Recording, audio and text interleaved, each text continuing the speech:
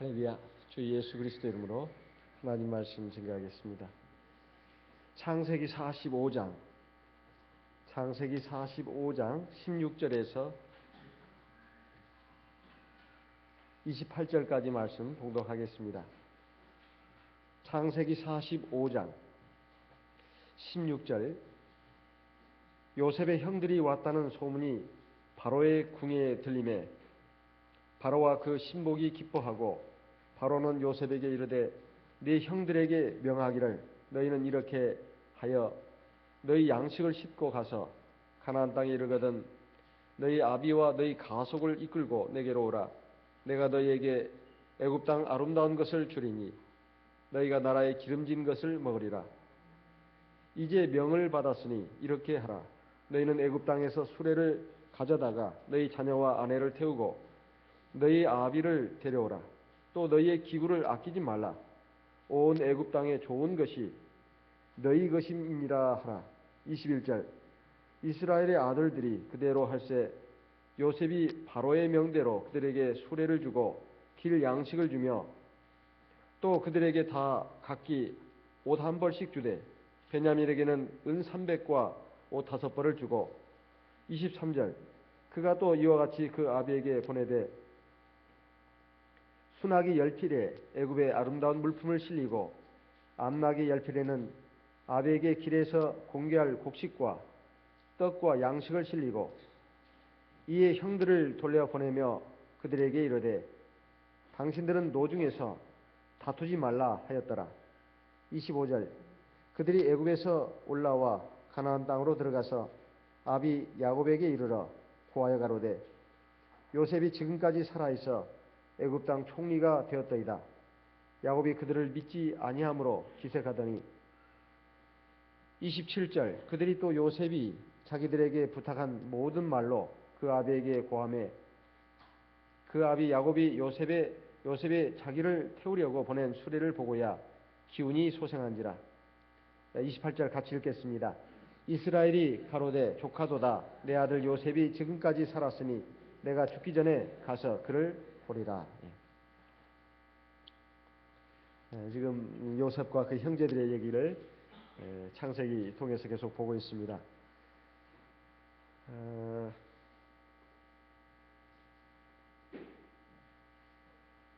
재승덕 하는 사람이 되지 말고 덕승제하는 사람이 되라. 이런 말로 자기 자녀들을 교육시켜가지고 머나먼 그 이국 땅에 가서 뭐 세상적으로도 아주 훌륭한 인재로 키웠다는 어떤 한 여자가 자기가 어렸을 때 친정 어머니한테 들은 얘기라고 하면서 아이들에게 그 교육 첫째 그 지침이 바로 그것이었다는 겁니다. 재승덕 하는 사람이 되지 말고 덕승제하는 사람이 되라. 무슨 말이냐 했더니 이게 고려 충렬함 때 예문관 제학이었던 추적이라는 사람이 옛날에 그 공자 등을 비롯한 제자 백가들이 쓴 그 많은 글들 가운데서 어린이들에게 생활상에 필요한 그 덕목이 되는 지침이 되는 그 쉬운 내용들을 뽑아가지고 지은 책이 명심보감인데 그 명심보감에 나온 말이라고 합니다. 그러니까 재승덕이라는 말은 재주가 덕을 이기는 사람이 되지 말고 덕승제, 덕이 재주를 이기는 사람이 되라.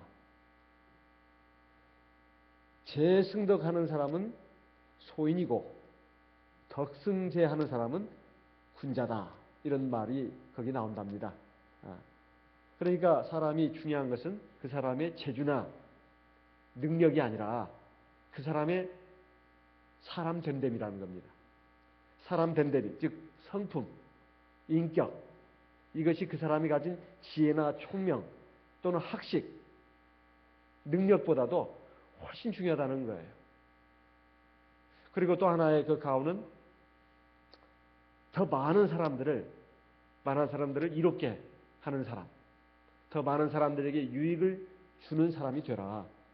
이건 자기 시어머니 그리고 자기 남편이 이렇게 자녀들에게 지침으로 내세운 말이라고 합니다. 그래서 집에서는 뭐 공부하란 말도 안 하고 그저 부모가 그 두 가지만 가르쳤는데, 그리고 부모는 항상 정직하고 성실하게 사는 그런 것을 몸소 보이고 사람들에게 덕을 베풀고 사람들에게 항상 겸손하고, 그렇게 했더니만 큰애는 뭐 이국 땅에서 의사가 되고, 둘째 아들은 뭐 의대 교수가 되고, 그리고 뭐 미국 정부의 뭐 그 아주 전문 그 보좌관이 되고, 그리고 세 번째는 뭐 미국에서 유명한 법대 교수가 되고, 나중에는 그 학교의 총장이 되고, 뭐 넷째는 뭐 사회학 교수가 되고, 다섯째는 미술을 전공해 가지고 아주 미술 방면에 뛰어난 인재가 되고, 그런 그 가정이 아주 미국에서는 아주 그래서 유명해 가지고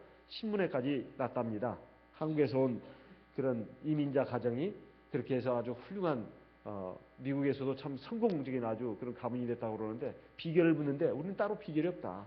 그저 하나님 잘 믿고 그 두 가지 가정 교훈 그거 가르쳐 준 것밖에는 없다. 이렇게 말했다는 겁니다. 참 그 말을 들으면서 비록 우리 교회 사람은 아니지만 참 맞는 말이다. 그런 생각이 들었습니다. 이게 덕이 재주를 앞서는 사람이 되라. 그리고 더 많은 사람들에게 유익을 끼치는 사람이 되라. 그래야 그 사람이 훌륭한 인생을 산 사람이다. 이거 참 우리 그 하나님 믿는 백성들이 들어도 참 이건 옳은 말이다 그런 생각이 듭니다.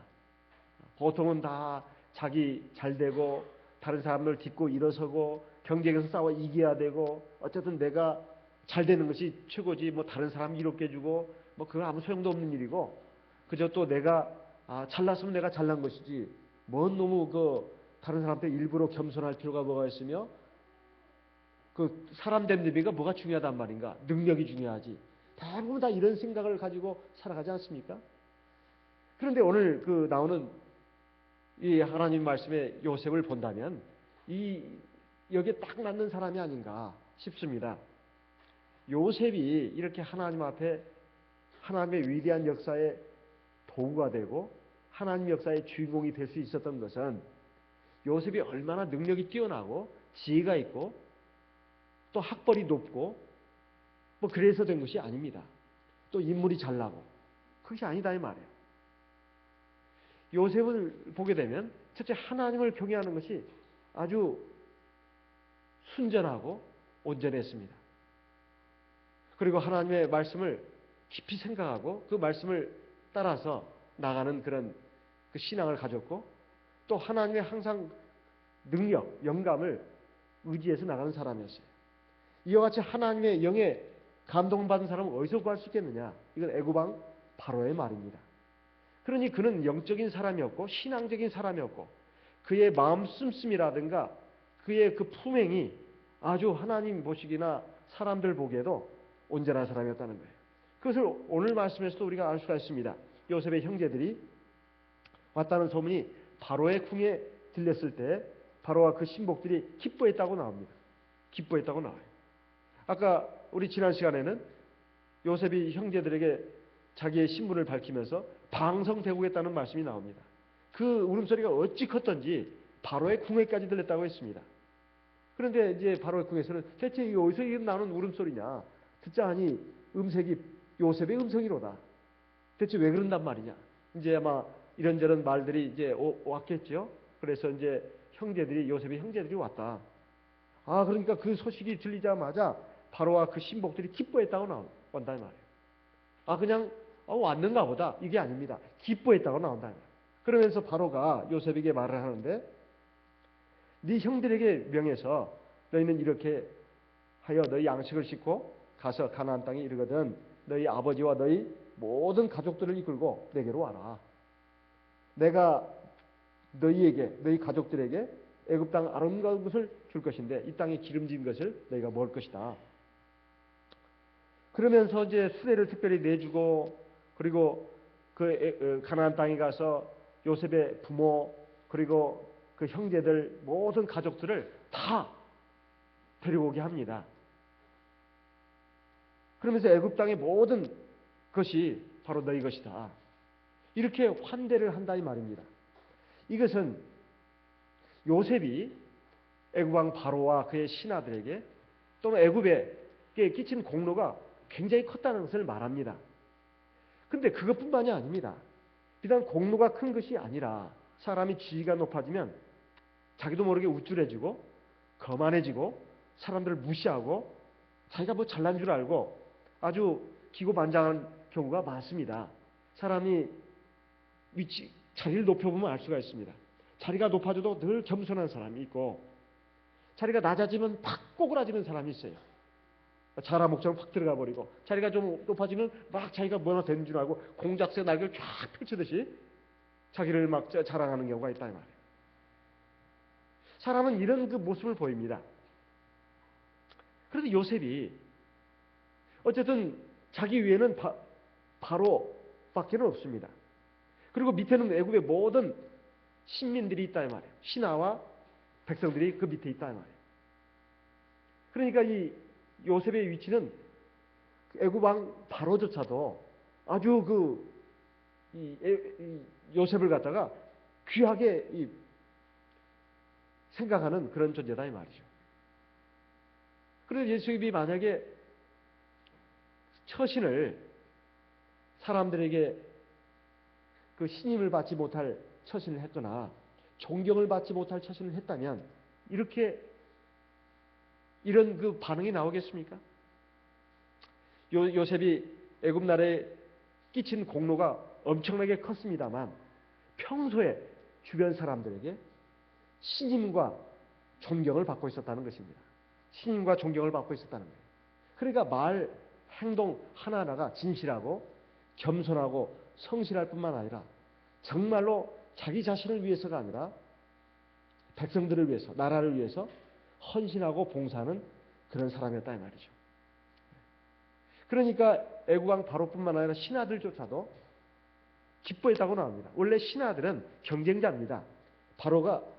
요셉이 애굽의 신하들에게 있어서는 하나의 경쟁자예요. 정적이라 이 말이죠. 그런데 그 신하들조차도 더군다나 한때는 자기 나라의 노예였었고 한때는 자기 나라의 심지어 죄수이기도 했던 요셉이 인생에 대단한 반전을 일으켜가지고 애굽의 총리 대신이 됐을 때 사실 애굽 사람들로서는 대단히 배가 아플 노릇이고 그리고 얼마든지 시기 질투심이 일어나가지고 정말 어떻게든지 모함을 해서라도 끌어내리려고 하는 그러한 일을 벌일 수도 있었습니다. 그런데 요셉은 그러지 않았다는 것입니다. 그러니까 이것이 얼마나 참 요셉이 그 말과 행실이 온전했는가 이런 것을 알 수가 있습니다. 그런데 지난 시간에 우리가 살펴본 바에 의하면 요셉의 말을 통해서도 알 수가 있습니다. 당신의 나를 이곳에 팔았으므로 근심하지 마십시오. 한탄하지 마십시오. 하나님이 생명을 구원하시려고 나를 당신들 앞서 보내셨습니다. 이것은 정말로 위대한 신앙이 아니고서는 할 수 없는 말입니다. 그리고 억지로 한 말도 아닙니다. 얼마든지 멱살을 붙잡고 당신들 옛날에 나한테 어떻게 했어? 당신들이 인간이야? 하면서 그냥 온갖 폭언을 쏟고 그리고 어떻게 해꾸지라도 할 수도 있습니다. 그러지 않았습니다.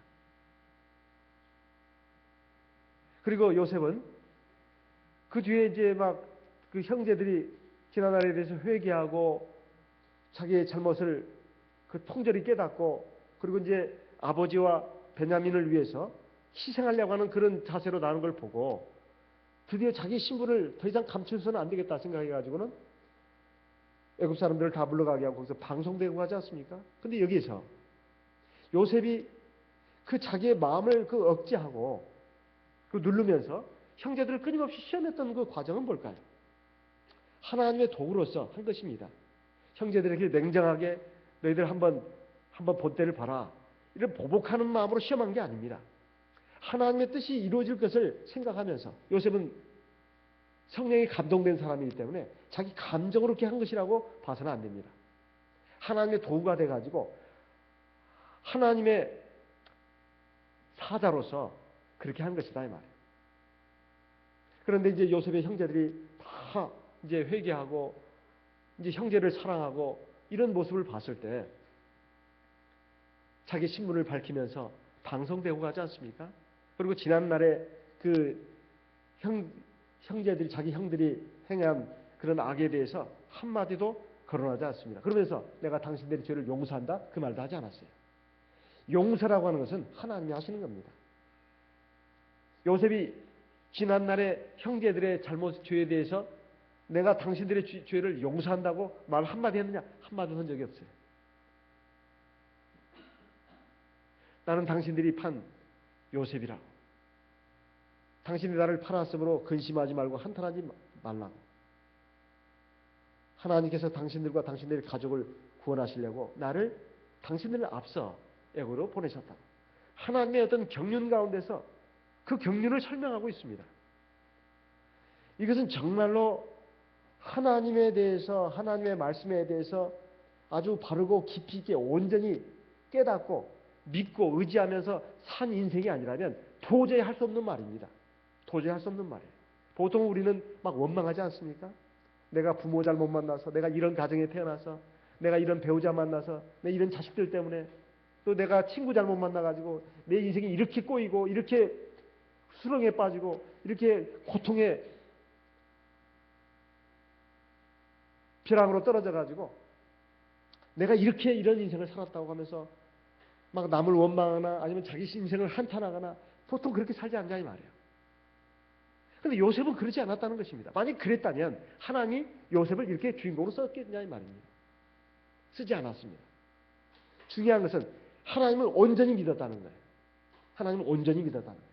하나님을 온전히 믿는다고 하는 것은 하나님의 보이지 않는 하나님을 믿을 뿐만 아니라 하나님의 섭리, 나를 향한 완전한 선, 그 결론까지도 믿는 겁니다. 그 결론을 믿는다면 지금 내 눈앞에 당장 그 현실이 내 마음에 안 들고 괴롭고 힘들고 슬프고 억울하다 해서 막 분노하고 한탄하고 원망하고 비평하고 이런 식으로 나간다면 하나님 복을 주려다가도 아이고 안 되겠구나.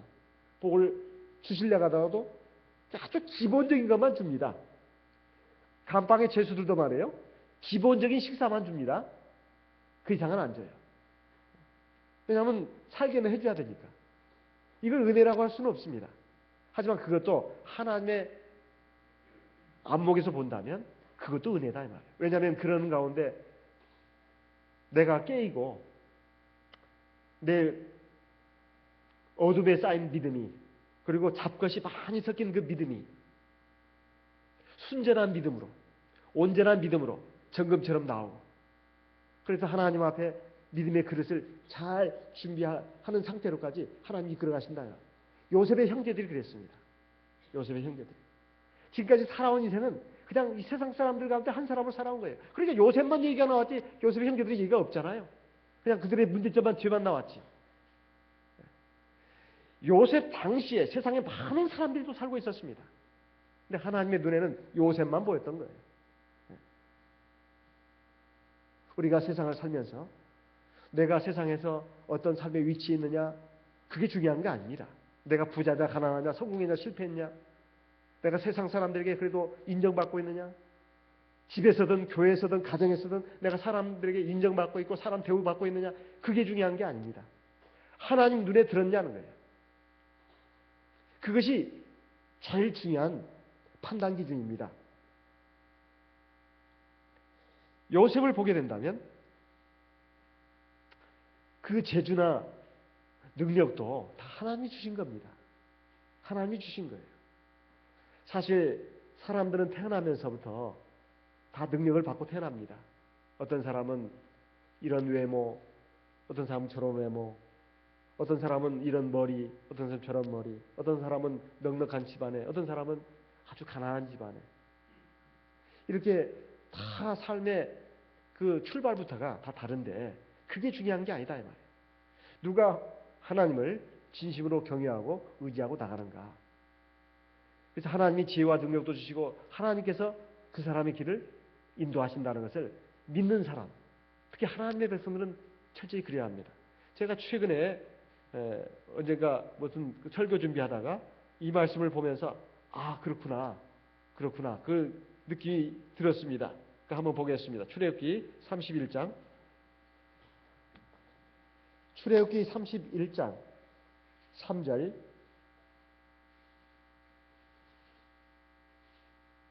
1절부터 보겠습니다. 출애굽기 31장 1절. 여호와께서 모세에게 일러 가라사대 내가 유다 지파 훌의 손자요 우리의 아들인 부살레를 지명하여 부르고 3절 같이 읽어보겠습니다. 하나님의 신을 그에게 충만하게 하여 지혜와 총명과 지식과 여러 가지 재주로 공교한 일을 연구하여 금과 은과 노수로 만들게 하며 보석을 깎아 물리며 나무를 제게서 여러 가지 일을 하게 하고. 이게 무슨 말씀이냐면 하나님께서 모세를 통해서 여러 가지 일을 지금 말씀하시는데, 특별히 하나님께서 성막도 만들고 여러 가지 하나님의 여러 가지 이제 그 일들을 하게 하는데, 특별히 유다 지파 훌의 손자여 우리의 아들인 부살레를 지명하여 부르고 하나님의 신을 그에게 충만하게 하여. 이 말은 하나님의 말씀입니다. 하나님께서 모세에게 하시는 말씀이에요.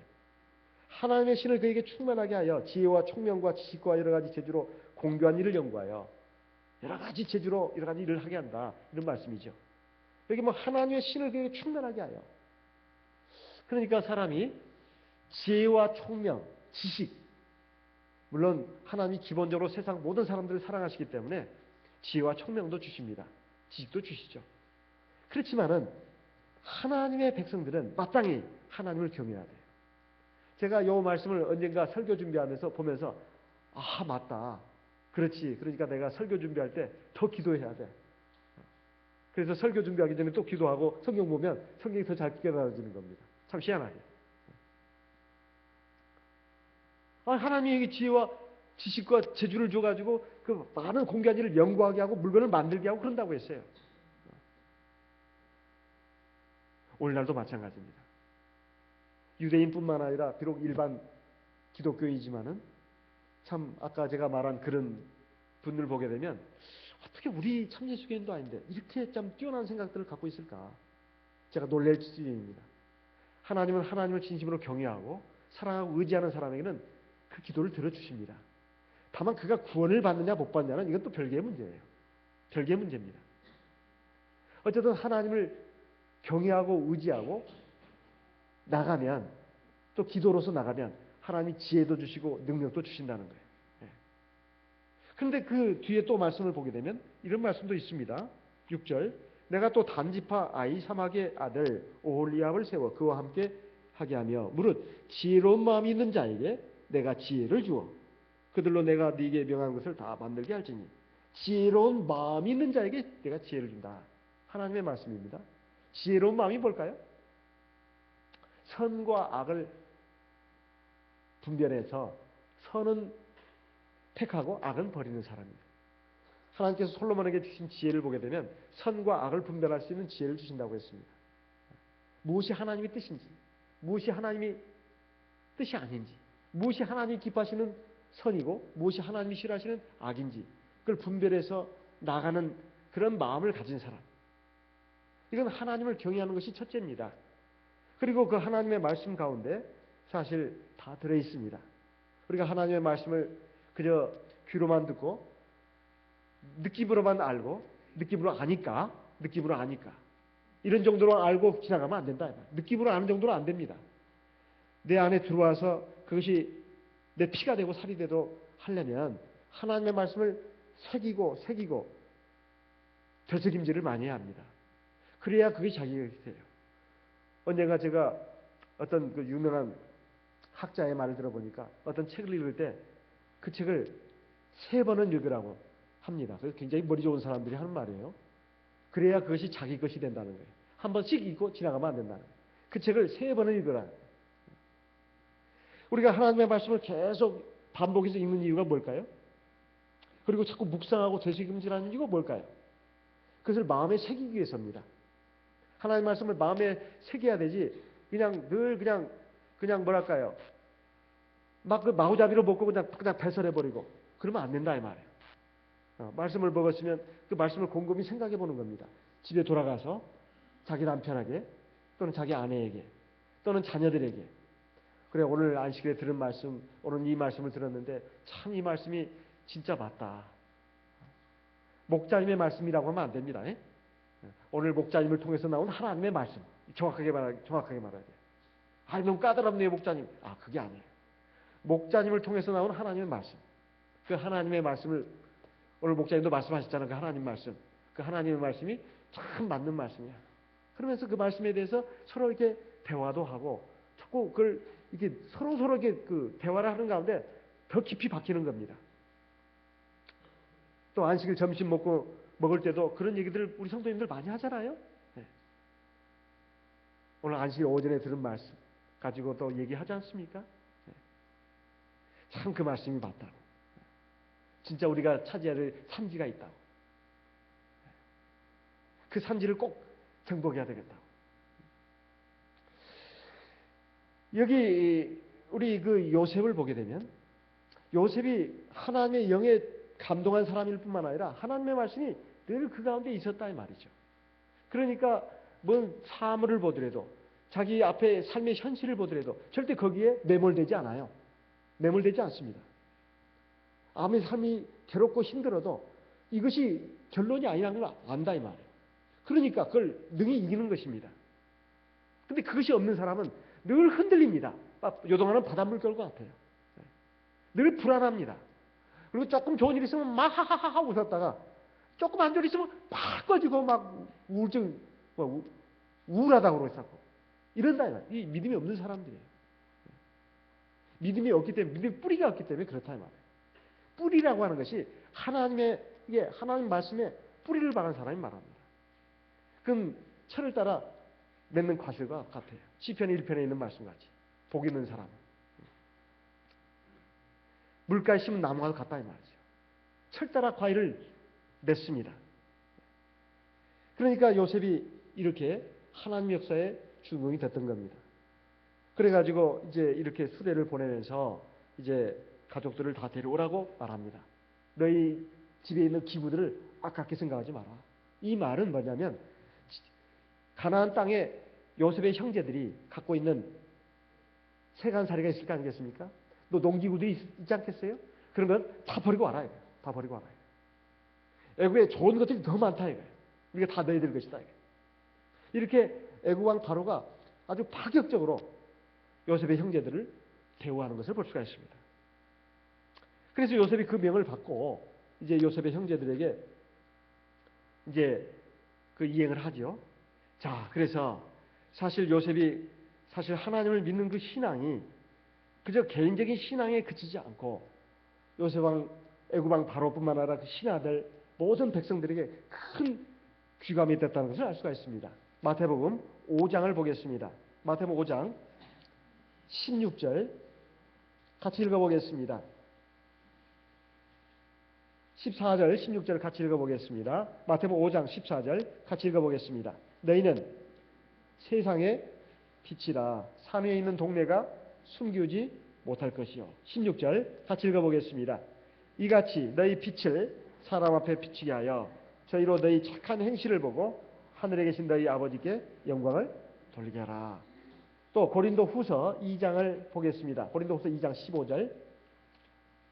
고린도 후서 2장 15절. 고린도 후서 2장 15절 같이 읽어보겠습니다. 우리는 구원 얻는 자들에게나 망하는 자들에게나 하나님 앞에서 그리스도의 향기니. 자, 우리가 어떤 존재가 세상에 비치고 그리스도의 향기다. 그러면 정말로 세상 사람들, 지금 어둠 가운데 있는 세상 사람들에게 빛이 돼야 되겠죠? 그리고 향기가 돼야 되겠습니다. 저 사람 정말 빛과 같은 존재야. 우리가 정말 어두운 마음이 환해지는 것 같아. 그리고 우리가 참 부끄러운 생각이 들어. 이렇게 그런 느낌을 주는 사람이어야 된다. 그리고 그 사람에게 가면 향기가 나. 정말 아름다운 향기가 나. 이렇게 돼야 되지 않겠습니까? 하나님은 그런 사람을 주목하시고 그런 사람에게 은혜를 베푸십니다.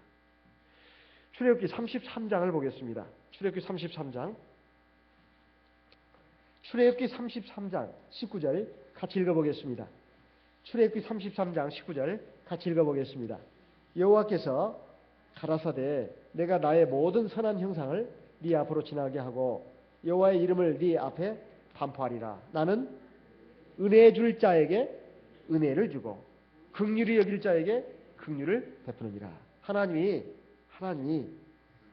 아무 기준도 없이 근거 없이 누구를 무조건 예뻐해주고 누구를 사랑해주고 누구는 막 미워하고 벌 주고 그거 아닙니다. 하나님이 은혜 받을 만한 사람한테 은혜를 준다는 거예요. 이 말은 믿음의 그릇을 준비하는 것은 자기가 준비하는 거예요. 내가 하나님 앞에 사랑과 은총을 받으려면 내가 하나님 앞에 그런 사람이 되어야 된다는 뜻입니다.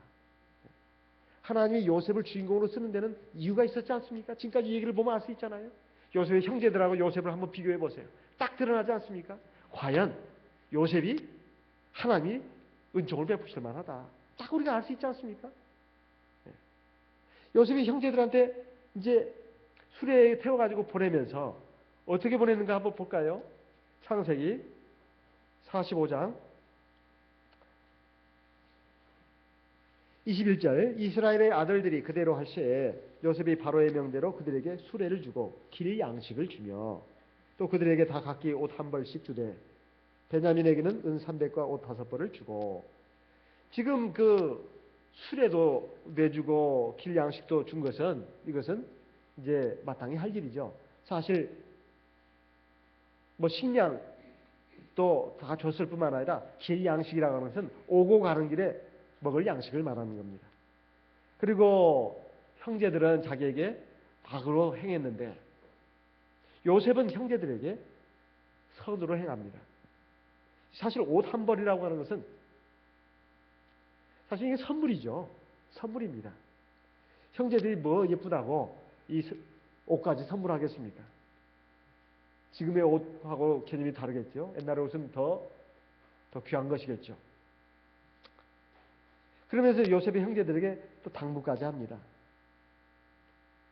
23절에 보면 이제 순하기 열필에 애굽의 아름다운 물품을 실리고 그리고 암나기 열필에게는 아비에게 드릴 곡식과 떡과 양식을 씻습니다. 그러면서 24절에 이 형들을 돌려보내며 그들에게 이르되 당신들은 노중에서 다투지 말라. 이 말까지 당부합니다. 참 누가 장자인가 싶습니다.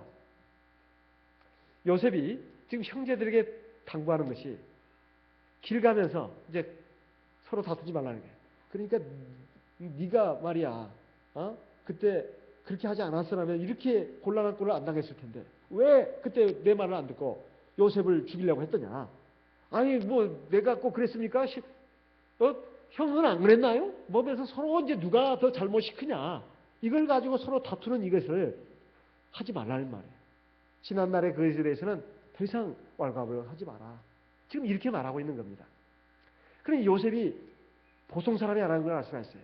아니 가면서 형제들이 자기들끼리 싸우고 다투는 것까지 신경 쓸 정도니 요셉이 얼마나 세밀한 사람인가 이걸 알 수가 있습니다. 그렇죠? 가면서 형제들끼리 또 다투고 싸울 일을 생각했다 이 말이에요. 자기 문제로. 요셉이 이렇게 총리대시 돼가지고 이제 지금 자기들은 형들이지만 이게 아주 지금 벌써 사나운 꼴이 됐습니다. 그리고 아주 정말로 이제는 고개를 들어서 하늘을 쳐다볼 수 없는 아주 참 부끄러운 꼴이 됐다 이 말이죠. 그리고 이제 아버지한테 가면 뭔 말을 하겠느냐 이런 생각. 그래서 이제 가면서 이렇게 된 것이 다 누구 때문이냐 하면서 막 비난하고 책임 전가하고 싸우고 다투고 그러다 보면 막 또 형제간들에게 분란이 일어날까봐 지난날의 그런 일에 대해서 샷다마우스 누가 잘 쓰는 말 같은데 샷다마우스 입 닫으라고 더 이상 다투지 마시라. 이건 요셉이 꼭 장형 같은 부모와 같은 마음으로 하는 말 아니겠습니까? 그 요셉이 정말 보통 인물이 아니다 이런 생각이 듭니다. 하나님께서 이렇게 인도하신 것이고 역사하신 것이다. 우리가 이런 믿음을 가진다면 사실 언젠가도 쭉 말씀드렸습니다만 지금 인생에서 실패했다. 실패 아닙니다. 그 실패가 성공의 씨앗이다 이 말이에요. 내가 왜 이렇게 실패하고 이런 수렁에 빠졌는가? 그 원인을 제대로 신앙적인 눈으로 제대로 깨달았다면 그 사람은 성공의 출발점에 선 것입니다. 근데 지금 성공했다. 지금 실패의 씨앗을 안고 있는 거예요. 성공했다고 생각해가지고 지금 막 거기에 기뻐하고 안주하면서 막 잔치나 벌이고 기타나 치고 그리고 막 세상의 어떤 그런 육체적인 향락 가운데로 빠져들어간다면 그건 그 사람은 실패로 가는 것입니다. 실패로 가는 것입니다. 그래서 이상의 성공이나 실패 거기에 너무 연연할 필요가 없습니다. 지금 내가 어렵고 힘든다 하는 것은 사실 하나님 앞에 상 받을 기회를 더 많이 가진 가능성을 가진 사람이에요. 왜? 어려운 데서 고통스러운 가운데서 신앙생활 제대로 한 사람들은 상이 훨씬 큽니다. 그런데 여건이 좋은데도 신앙생활 제대로 못한 사람들 내가 엄청나게 큰 것이 기다리고 있습니다. 벌이 엄청나게 큰 것이 기다리고 있다 이 말이에요. 세상에 태어날 때 좋은 여건에서 태어났고 참 그 큰 불편도 없이 사는 사람들 긴장해야 합니다. 그렇지만 세상적으로 더 보잘것도 없고 여러 가지 악조건 속에서 살고 있는 그런 분은 하나님께 감사해야 합니다. 나중에 한번 알 수 있어요. 그런 사람은 더 큰 상을 받습니다. 전제 조건이 있어요. 신앙생활 제대로 한다면. 그러니까 어려우면 어려울수록 그 사람의 가치는 더 높이 평가된다 이 말이에요. 그래서 사실 요셉이 지금까지 살아오면서 그 모든 것들을 다 이겨낼 수 있었던 것은 그런 차원 높은 온전한 신앙을 가지고 있었기 때문에 가능한 일이었습니다. 그렇지 않은 사람들은 늘 막 감정과 혈기로 요셉의 형제들처럼 누이 동생 성폭행했다고 가서 그냥 남자들 쌍둥이 다 죽이지 않습니까? 막 분노해가지고 혈기방장해가지고 그리고 어떤 때는 집안에 사는 것이 너무 따분해 해가지고 이방적으로 가가지고 이방 여인하고 결혼해가지고 아들 셋을 낳았지만은 큰아들 둘째 아들 죽고 셋째 아들 또 큰 며느리 주려고 보니까 또 죽을 것 같으니까 안 주다가 결국은 며느리하고 통정하는 그 일이 벌어지고 또 집안에 서보와 간통하는 그런 일도 벌어지고 이런 그 식의 그 일들이 다 신앙이 불완전한 데서 나오는 일들입니다. 하나님은 사람이 어떻든 간에 현실이 어떻든 간에 세상이 어떻든 간에 누가 하나님을 경외하고 찾는가 이 사람을 중요해 보십니다. 세상에 사람이 많이 살아도 사실 하나님은 숫자를 중요하게 보는 게 아니에요.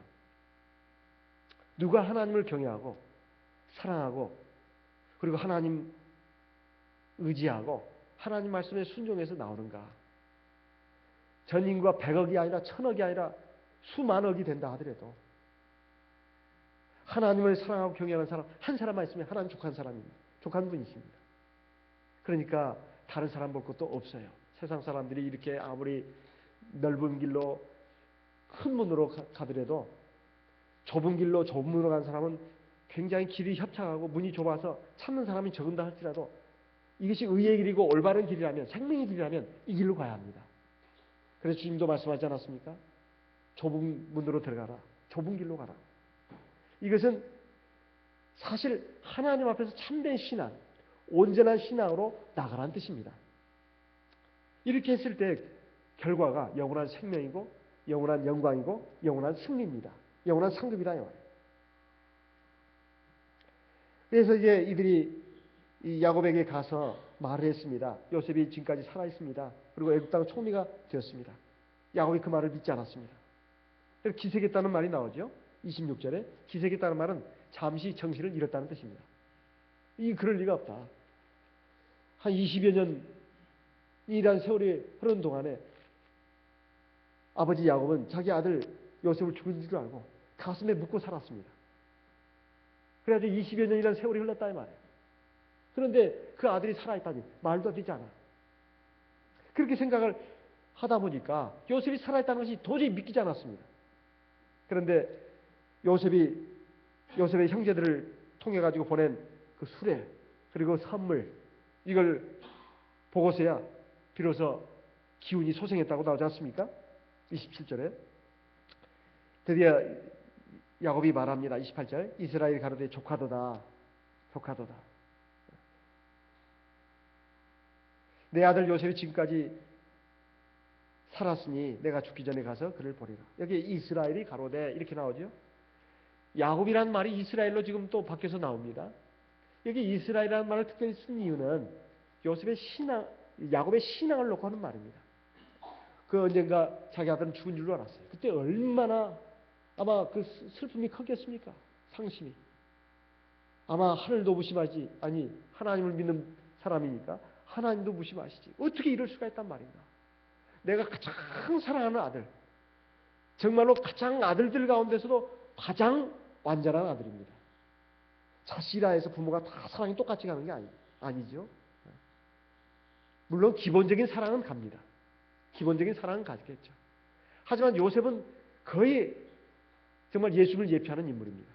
그러니까 이 야곱에게 있어서는 자기 생명 이상의 아들이었다 이 말이에요. 그런데 그 아들을 죽은 줄로 알고 하나님이 정말 어떻게 이 아들을 내게서 뺏어갈 수가 있겠느냐. 그런데 그 아들이 죽은 것이 아니었다 이 말이죠. 이렇게 자기를 구원하려고 이렇게 애국의 총리 대신이 됐다 이 말이에요. 지금 요셉이 지난 시간에 우리 봤지만은 형제들이 한 말 가운데 아직도 흉년이 5해가 남아 있습니다.